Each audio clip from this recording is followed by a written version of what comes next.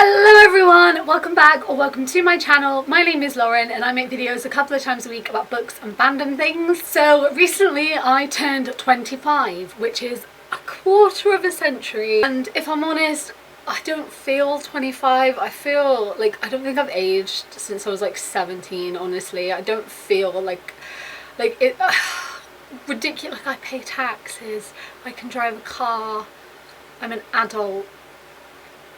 And it's been like 7 years of being an adult and I still don't feel like one. So today I'm going to do my birthday book haul. I've been trying not to order stuff, obviously with everything going on at the minute. I both am wanting to support smaller businesses and bookstores online because obviously we can't go to them physically, but I'm also trying not to order lots of things because there are issues with people working in factories and deliveries, and I am high risk, so I don't want loads of people coming to the door and all that jazz. I have to like open everything with gloves and leave it for a bit in case there's things on the box.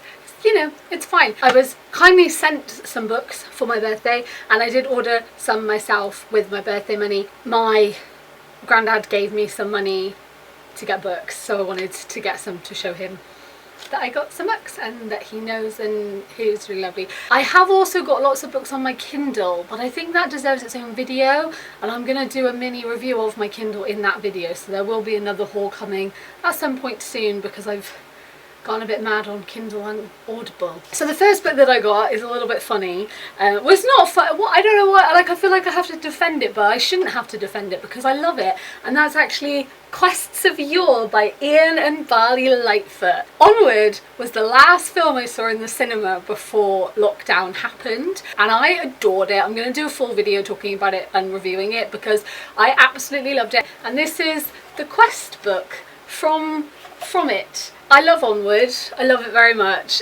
So this is that, and if you're in America and you're one of the lucky ones, Onward is on American Disney Plus and I would really recommend watching it because it's really good, and I want Disney to know that people loved it because it's very good and we do love it. Then I got 2 books from the same series, and that is The Poppy War and The Dragon Republic. I've got both of these on my Kindle, one of my friend Sarah's favourite series, but I wanted to get it on my Kindle first because they're a commitment and I was intimidated and also didn't know if I was going to like it, so I bought The Poppy War first, and this focuses on Rin, and she wants to get into this big prestigious school and that no one thinks she's going to get into. She is essentially like the lower class of where she is. No one expects her to get in, let alone do well there, but guess what? She does. And she goes there and it's everything from there. And she finds out that she has this magical ability which involves the gods, and I absolutely adored The Poppy War. I finished The Poppy War now, so I'm going to be on to The Dragon Republic soon as I finish Crescent City by Sarah J Maas. I wanted them to own physically because I love them so much. I ordered the hardbacks because they're really pretty, and the 3rd book comes out later this year and will be a hardback, so then they can all sit together on my shelf. Genuinely one of my favourite high fantasy books ever. Love it. Then we have The Lost Coast by Amy Rose Capetta. Now I spoke about this book last year. I've wanted to read it for a long time. It's been on my wish list for a long time. I've wanted it for ages. My sister-in-law was very kind and actually got me this book as well as another book, and this focuses on Dani, and her and her mum sort of put down a map and decide to travel across the United States, and there she finds a group of people called the Greys, and the Greys say words like witches and queer and talk about these things like they're normal because they are normal, but to Dani they feel like really important, like she wants to kind of feel that they're every day for her as well. It actually turns out that the Greys summoned Dani even though she thinks she found them because they put down this map, and it's everything from there. I love books about witches. I love gay books, so gay books about witches. So I'm absolutely buzzed to finally have a copy of this and read it and get round to it because I'm really, really excited.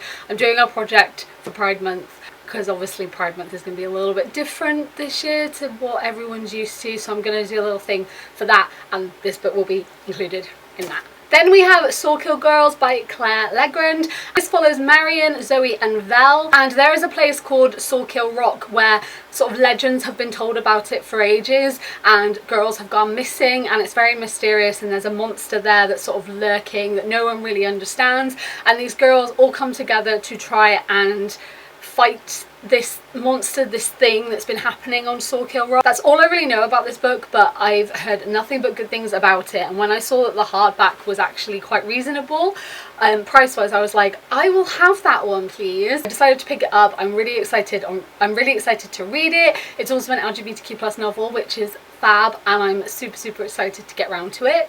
Also, do you guys remember when like the insides of dust jackets, like you take the dust jacket off and the book would be really pretty? Because now they're just really boring and it makes me sad. Then I have Crazed Wall by Nina Varela, and this book focuses on the kingdom of Rabu, and there was a war in which the Autome, who took over the estates of their owners, and they were supposed to be sort of the playthings to the royals, but they overtook the estates of their owners and bent the human race to their own will.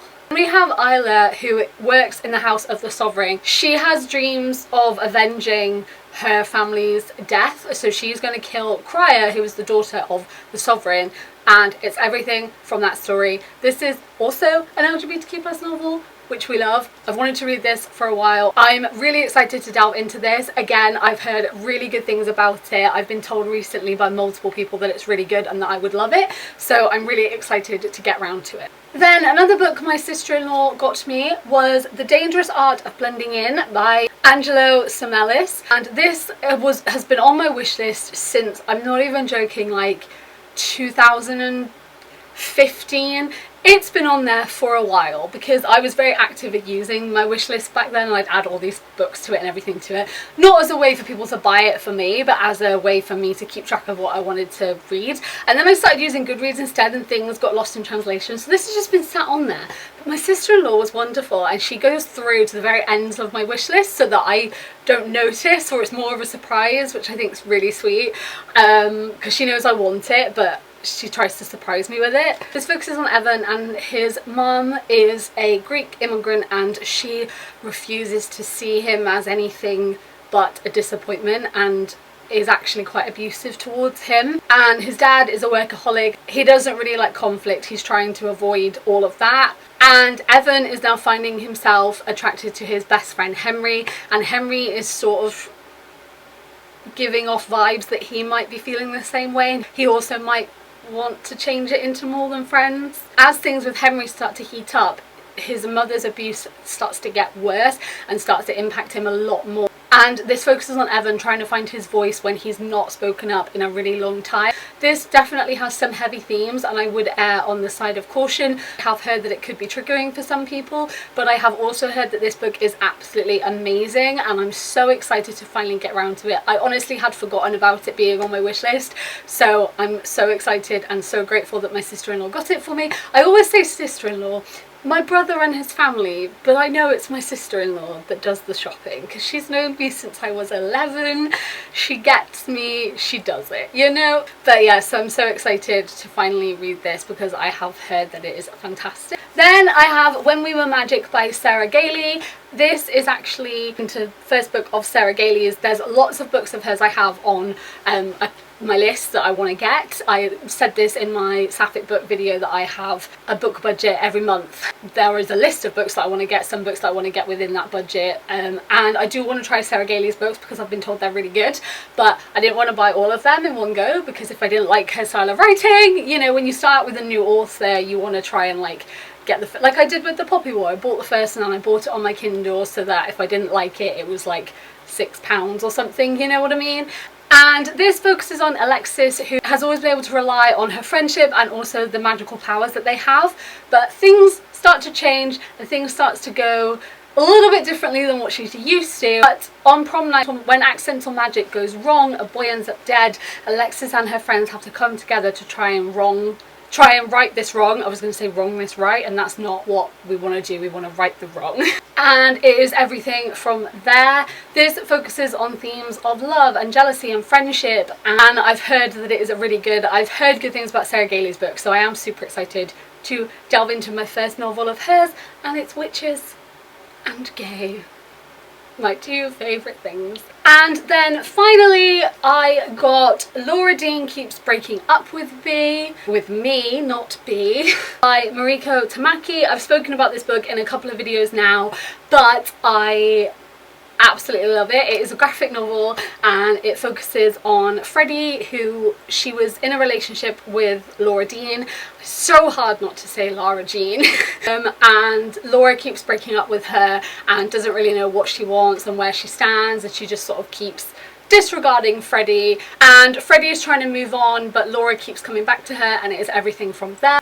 So yes, so that is my birthday book haul. Thank you guys for watching. What books have you gotten recently? I'd love to know. Thank you everyone to all of your birthday wishes and messages. There was so many, I was very overwhelmed and I had to reply in stages because there was so many, and it just made my birthday amazing because obviously it was a very different birthday being aside, not being able to see the people I really wanted to see, so thank you. If you guys are new here, then I make videos a couple of times a week about books and fandom things, so if you want to stick around and join us, feel free to hit that subscribe button. And as usual, all the links to my other social medias are in the description down below. Thank you guys for watching. I hope you're doing really well, and I will see you next time. Goodbye!